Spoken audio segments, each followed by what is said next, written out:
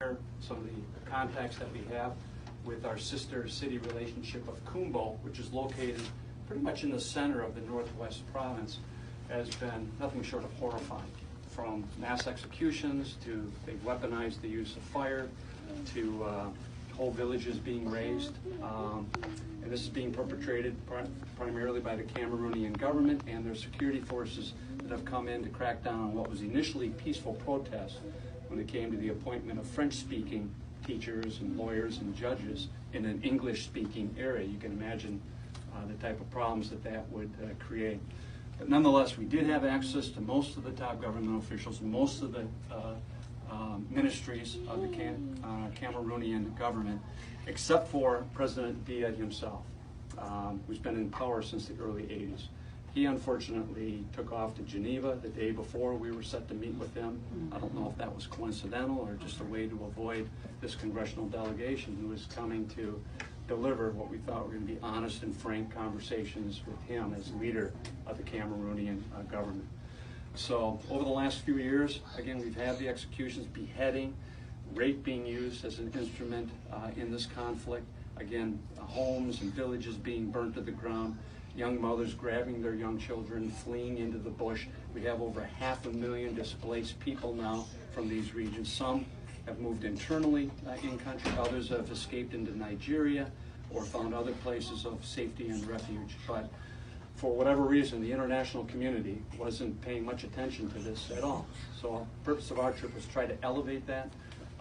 Had a chance to meet with the diplomatic corps in Cameroon, all the other ambassadors from around the world, to encourage them to speak up and speak out against the violence being perpetrated there. And but especially having a chance to meet with the defense minister, the head of what's called the Beer Security Force, which is a well-trained fighting force that we've worked with in combating Boko Haram, which is establishing a strong presence in the northern part of Cameroon and throughout this region. So where do we go from here? I went over with Karen Bass, who's the chair of the subcommittee in charge of African Affairs, along with Jim Sensenbrenner, one of my colleagues here in Wisconsin. We have recently introduced a bipartisan resolution that we anticipate bringing up in Congress here in July that calls for the end of the violence, calls for a peaceful dialogue without preconditions so that there is reconciliation in this country again and so that the fighting and the bloodshed stops in the Anglophone region. We also have additional tools at our disposal. We have teamed in the past with training and security assistance with especially the Beer forces to the north in combating Boko Haram. Recently, earlier this year, because of the human rights violations that we feel that the Cameroonian government was perpetrating in this region, we pulled back on a lot of that security assistance. We've demanded and actually written that none of the training or equipment, supplies that we're providing to the security forces in the battle against Boko Haram can be used in any way, shape, or form in these provinces where the internal fighting is occurring. We also provide a lot of federal aid in combating HIV and the spread of HIV in Cameroon. We had a chance to visit one of the HIV hospitals right in the capital, and they're doing amazing things with that right now, and I'm sure they don't want to see that curtailed in any fashion. And finally, we give them a trade preference under what's called a GOA that makes it easier for them to be able to export some of their product into the United States. We have the power in Congress to ask for a review of that trade status with Cameroon, especially in light of known human rights violations. And that's another step that we are considering right now, again, to get President Biya and his government's attention that there are members of Congress who care. We are watching very closely.